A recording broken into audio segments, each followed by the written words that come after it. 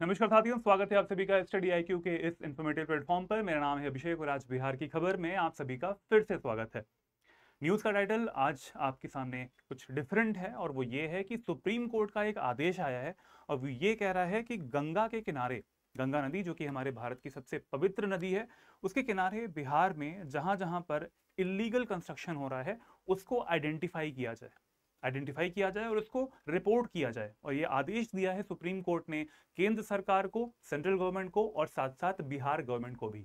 तो इस वजह से ये न्यूज़ काफ़ी इंपॉर्टेंट हो जाती है। जानेंगे कि इलीगल कंस्ट्रक्शन कहाँ कहाँ पे हो रहे हैं, किस तरीके से ये प्रभावित करते हैं वहाँ के इकोसिस्टम को और किस संस्था का इससे जुड़ाव भी है। चलिए वीडियो को स्टार्ट करते हैं बिना देरी किए हुए। लास्ट में एक मल्टीपल चॉइस क्वेश्चन भी है, उसका भी आंसर देना है आपको कमेंट बॉक्स में। देखते हैं कि किसका आंसर सही होता है।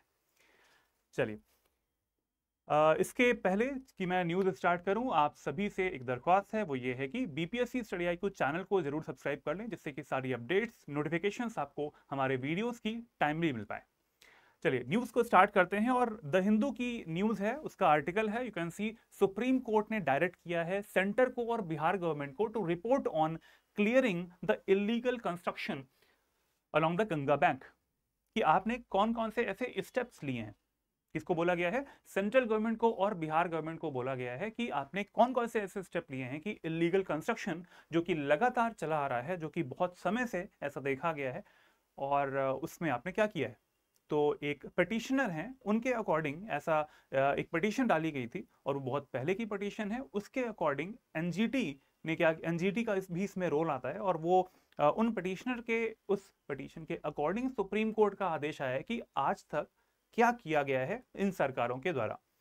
चलिए देख पाते हैं, यहाँ पे लिखा भी हुआ है, the order was passed while hearing a petition filed by petitioner, जो कि हमारे बिहार के ही एक पिटीशनर है, पटना के ही रहने वाले हैं। उनके द्वारा क्या किया गया है, एक डाला गया था 30 जून 2020 में। You can see the date here. 5 साल हो चुके हैं और अभी तक इसके बारे में क्या स्टेटस रिपोर्ट है वो भी नहीं दर्ज करी गई है।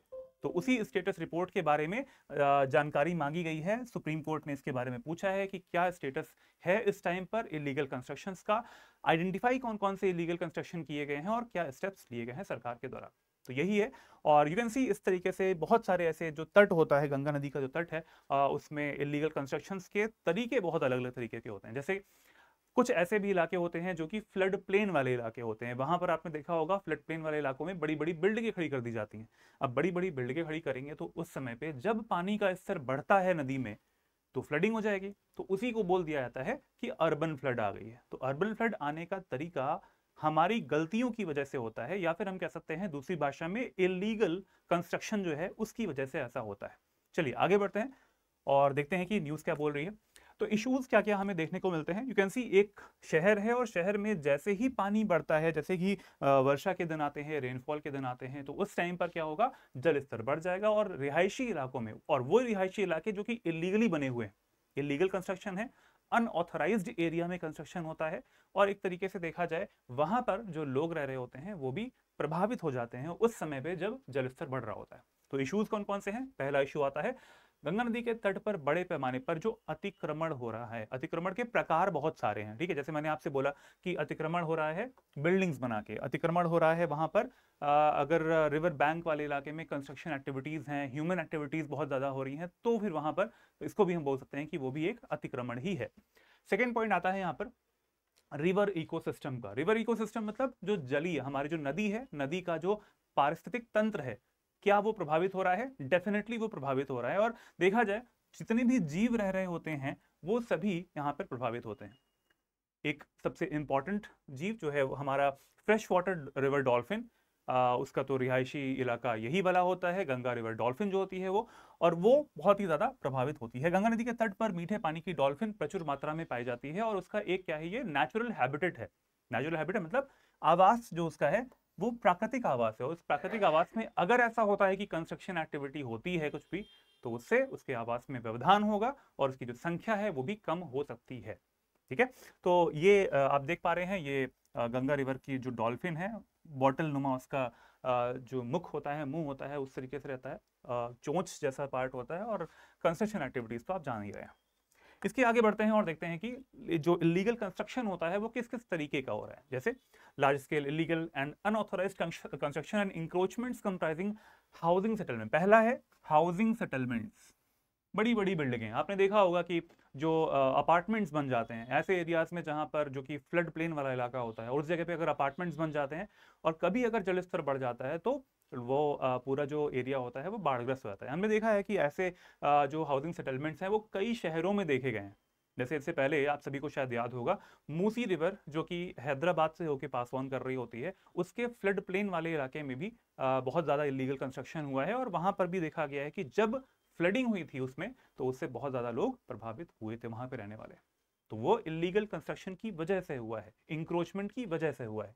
सेकंड इज ब्रिक किल्न्स, जो भी हमारे ईंट के भट्ठे होते हैं, आपने देखा होगा ईंट के भट्ठे, क्योंकि नदी का जो किनारे वाला इलाका होता है वहां पर मिट्टी अच्छी खासी मिल जाती है, ऐसी मिट्टी जिसका यूज करके जो ईंटें हैं वो बनाई जाएं, और ईंटें बनाई जाएंगी उससे मिट्टी का यूज किया जाएगा। रिवर बैंक पर अगर आप इंक्रोचमेंट करेंगे तो वो मिट्टी भी आप निकाल रहे हैं। एक तो पहली बात ये हो गया, दूसरी चीज होगी इलीगल कंस्ट्रक्शन कर रहे हैं। दूसरे तरीके का इलीगल कंस्ट्रक्शन ये वाला होता है। आगे बढ़ते हैं, रिलीजियस स्ट्रक्चर्स, इनको हटाना सबसे बड़ी एक दुखद बात हो जाती है कि भाई इसमें जहां पर कल्चरल और रिलीजियस सेंटिमेंट्स जुड़े हुए होते हैं वहां पर आप कैसे उसको दखल अंदाजी करेंगे उसमें, क्योंकि ये एक बड़ा इशू बन जाता है। यहाँ पर इश्यूज बन जाते हैं कि धार्मिक स्ट्रक्चर्स को कैसे हटाया जाए। पहली बात, उन्हें लगने ही ना दिया जाए। जब ये बनने वाले होते हैं तो उस समय पर ही इन्हें लॉज के अकॉर्डिंग, लॉ एंड ऑर्डर के अकॉर्डिंग इन्हें हैंडल किया जाना चाहिए और उन्हें हटाना भी चाहिए। ठीक है, तो ये फ्लड प्लेन वाले इलाके में अगर बन जाते हैं, जैसे कि आप यहाँ पे देख पा रहे हैं कुछ कंस्ट्रक्शन एक्टिविटीज हो रही हैं, ट्रक जो है वो मिट्टी गिरा रहा होता है, कई बार आपने देखा होता है कि सैंड माइनिंग भी हो रही होती है। तो ये सारी चीज़ें जो है जुड़ के वो क्या कर रही होती हैं, वो रिवर बैंक पर जो इलीगल एक्टिविटीज होती हैं वो कर रही होती हैं। सिर्फ सेटलमेंट ही नहीं, उसके साथ में जुड़े हुए जो और भी कई सारे क्रियाकलाप होते हैं वो भी यहाँ पर इंक्लूडेड रहते हैं। तो चलिए, ये बात हो गई हमारे इलीगल एक्टिविटीज की। अब बात कर लेते हैं कि जो इसके इम्पैक्ट्स हैं, जो हमने इलीगल एक्टिविटीज देख ली, इनके इम्पैक्ट्स क्या हो सकते हैं, इसके दुष्प्रभाव क्या हो सकते हैं, और इसका कोई अच्छा पॉजिटिव इम्पैक्ट नहीं है। जितने भी सारे इम्पैक्ट्स हैं इन सभी के नेगेटिव इम्पैक्ट्स ही होते हैं यहाँ पर। ठीक है, तो you can see the first point is environmental degradation, पर्यावरणीय क्षरण। जैसे कि मैंने बताया, वहां पर जितने भी जीव रहते हैं, जलीय जीव रहते हैं, उन सभी का क्या होगा, जो एक आवास स्थान होता है, एक नेचुरल हैबिटेट होता है, वो डिस्टर्ब हो जाता है, और वो डिस्टर्ब होने से उनकी संख्या में कमी आ सकती है, और वो IUCN की कैटेगरी में अगर देखा जाए तो वो उन कैटेगरीज में आ सकते हैं जो कि बहुत ज़्यादा इंडेंजर्ड है, बहुत ज़्यादा उनकी संख्या में कमी हो सकती है। तो पहला चीज़ ये होगी। दूसरी चीज़, वाटर पोल्यूशन।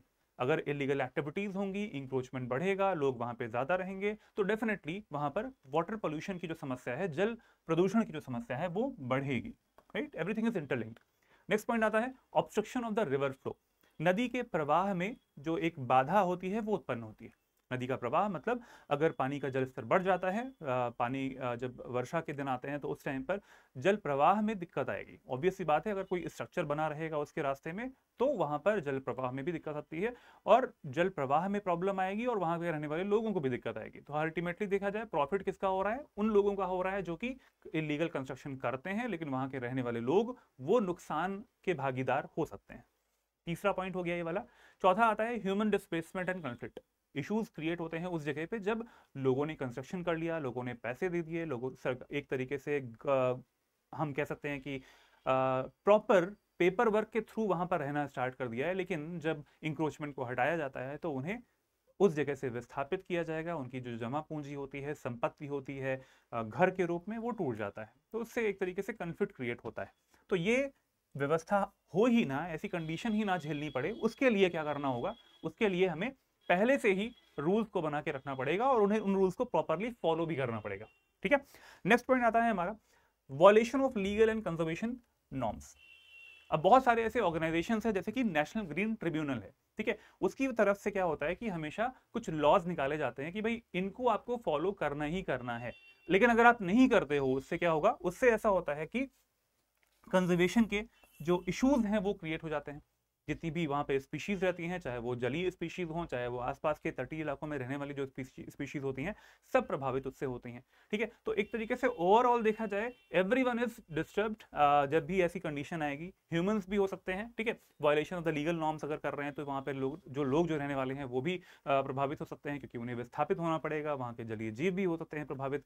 तो अल्टीमेटली देखा जाए सभी का नुकसान ही होगा। Next point is impact on cultural and religious practice. जैसे मैंने बताया, आपको अगर वहां पर आपने धार्मिक कोई स्थान बना लिया है, कोई मंदिर बना लिया है, गंगा नदी है, धार्मिक नदी है, और वहां पर अगर कोई मंदिर बना लिया जाता है तो उसको हटाना बड़ी एक प्रॉब्लम वाली बात हो जाती है। तो वहां पर cultural as well as religious एक तरीके से जो इश्यूज क्रिएट हो जाते हैं, और धार्मिक जो एंगल आता है, उसके बाद में everything is related with the politics also, तो जो राजनीति जुड़ी होती है वो भी एक समस्या जो क्रिएट हो रही है उसका समाधान ना करते हुए एक दूसरी समस्या की ओर हम चीजों को ले जाते हैं। तो ये सारे ऐसे मुद्दे हैं, कुछ ऐसे इम्पैक्ट्स हैं जो कि दुष्प्रभावित कर रहे होते हैं उस जगह पर अगर लीगल कंस्ट्रक्शन होता है तो इसीलिए सुप्रीम कोर्ट का आदेश भी आया है। आदेश ये आया है कि भाई इसको आपने कितना अभी तक सुधार किया है, कितनी जगहों को आइडेंटिफाई किया है, चाहे वो सेंट्रल गवर्नमेंट हो या फिर बिहार गवर्नमेंट हो, दोनों से ये रिपोर्ट मांगी गई है।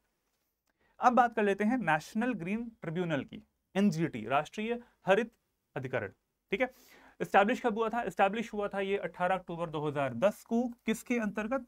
नेशनल ग्रीन ट्रिब्यूनल एक्ट 2010 के अंतर्गत। और ये एक स्टैट्यूटरी बॉडी है। अगर किसी एक्ट के अंतर्गत कोई बॉडी बनती है तो वो एक स्टैट्यूटरी बॉडी होती है, राइट। हेडक्वार्टर कहाँ पे है इसका मुख्यालय आपको दिल्ली में मिलता है। नेक्स्ट पॉइंट इज इसके जो रीजनल ऑफिस है, मुख्यालय कहाँ पे है? दिल्ली में है। तो जो रीजनल ऑफिस हैं वो कहाँ पे आपको मिलते हैं? भोपाल, पुणे, कोलकाता और चेन्नई। एग्जाम में ये पूछा जा सकता है आपसे। आप सभी को पता होगा कि भाई मुख्यालय तो सबको पता है कि दिल्ली में है, but where are the regional offices, ये पूछ सकते हैं आपसे कभी भी एग्जाम में भी। एक बड़ी बात यह है कि India became the first country among the developing countries. जितने भी हमारे विकासशील देश होते हैं, उन विकासशील देशों में भारत एक पहला देश था, और सारे विश्व के सारे देशों में भारत तीसरा देश था जिसमें अगर देखा जाए तो पर्यावरण के लिए एक अधिकरण की स्थापना करी गई थी, एक ट्रिब्यूनल की स्थापना करी गई थी। तो इससे पहले कौन कौन से देश थे? ऑस्ट्रेलिया और न्यूजीलैंड, लिखा भी हुआ है यहाँ पर। ऑस्ट्रेलिया और न्यूजीलैंड के अलावा भारत एक ऐसा तीसरा देश था पूरे विश्व में जिसने की ऐसा अधिकरण बनाया था। ठीक है, next point is it resolve the environmental issues quickly. इससे क्या होता है कि पर्यावरणीय मुद्दे, मान लीजिए कि कोई इशू क्रिएट होता है और पर्यावरण से जुड़ा हुआ है, तो वो कोर्ट्स में जाने के बजाय एनजीटी के पास आएगा और उसका रिजोल्यूशन जल्दी होगा। जैसे कि पर्यावरण अगर कहीं पर प्रभावित हो रहा है, वायु प्रदूषण हो रहा है, जल प्रदूषण हो रहा है, तो जल्दी से जल्दी उसका समाधान हो सके और वो प्रॉब्लम सॉल्व हो सके। तो ये पर्पस है एनजीटी को बनाने का, जो कि बना कब था? 2010 में। चलिए, ये टॉपिक यहीं पर समाप्त होता है। आप देखते हैं कि क्वेश्चन क्या है आज का। तो आज का जो क्वेश्चन है वो कहता है कि length of the Ganga river along Patna is, Patna जो कि बिहार की राजधानी है, इसके साथ में गंगा नदी की जो लंबाई है, गंगा नदी का जो तट है वो कितना लंबा है? चार ऑप्शंस आपके सामने हैं, 99 किलोमीटर्स, 120 किलोमीटर्स, 88 किलोमीटर्स या फिर 60 किलोमीटर्स। चार ऑप्शंस में से आपको एक ऑप्शन चूज करना है, आंसर देना है आपको कमेंट बॉक्स में, और देखते हैं कि किसका आंसर सही होता है। सभी लोग इसका आंसर करेंगे। तो आज हमारा टॉपिक यहीं पर समाप्त होता है। अगर आपको लगता है कि आपको तैयारी करनी है हमारे कोर्सेज से, तो जो हमारा बैच है निश्चय बैच 11, उसका समापन हो रहा है, उसमें एडमिशन का समापन हो रहा है 20 तारीख को। 20 अप्रैल से पहले अगर आप एडमिशन ले लेते हैं तो आपके लिए अच्छा रहेगा, और इस बैच में आप एडमिशन ले पाएंगे। अगर आप यूपी से बिलोंग करते हैं, अगर आप बिहार से बिलोंग करते हैं, किसी भी स्टेट से बिलोंग करते हैं, मैं बिहार की ही बात कर रहा हूँ, बिहार से बिलोंग करते हैं, तो निश्चय बैच 11 में आप एडमिशन ले लें, सबसे अच्छा रहेगा। और मैक्सिमम डिस्काउंट आपको मिलेगा मेरे कोड से, जो कि आपको यहाँ पर दिखाई दे रहा है, AKS लाइव कोड से। ठीक है, इस कोड का यूज करेंगे तो आपको मैक्सिमम डिस्काउंट मिलेगा। और फाउंडेशन बैच में एडमिशन लेंगे तो जिससे कि प्री, मेंस और इंटरव्यू की तैयारी आपकी साथ साथ हो पाएगी। मेरी मेंटरशिप भी आपको मिल पाएगी अगर आप AKS लाइव कोड यूज करते हैं। इसके अलावा एक मेंटर तो और रहते ही रहते हैं। इस कोर्स की वैलिडिटी है 2 साल की, 24 महीने की। चलिए, तो ये बात हो गई हमारे कोर्सेज की। अगर आपको चाहिए मेरा इस वीडियो का PDF, तो आप जा सकते हैं मेरे टेलीग्राम चैनल पर, लर्न एंड ग्रो विद अभिषेक। इस QR कोड को स्कैन करके भी आप मेरे टेलीग्राम चैनल पर जा सकते हैं। I have my discussion group also, discussion group में भी आप ज्वाइन हो सकते हैं। और ईमेल ID आपके सामने लिखी हुई है, abhishek.singh@studiiq.com। इस पर आप मेल करके मुझसे कोई समस्या अगर है तो वो पूछ भी सकते हैं। तो इस वीडियो को मैं यहीं पर समाप्त करता हूँ। बिहार की खबर आप सभी लोग देखते रहिए, अपने फ्रेंड्स के साथ में शेयर भी करिए, और मैं चाहता हूँ कि सभी लोग कमेंट बॉक्स में इस क्वेश्चन का आंसर भी करें। मिलते हैं नेक्स्ट वीडियो में। जय हिंद, जय Bharat, take care everyone, good bye.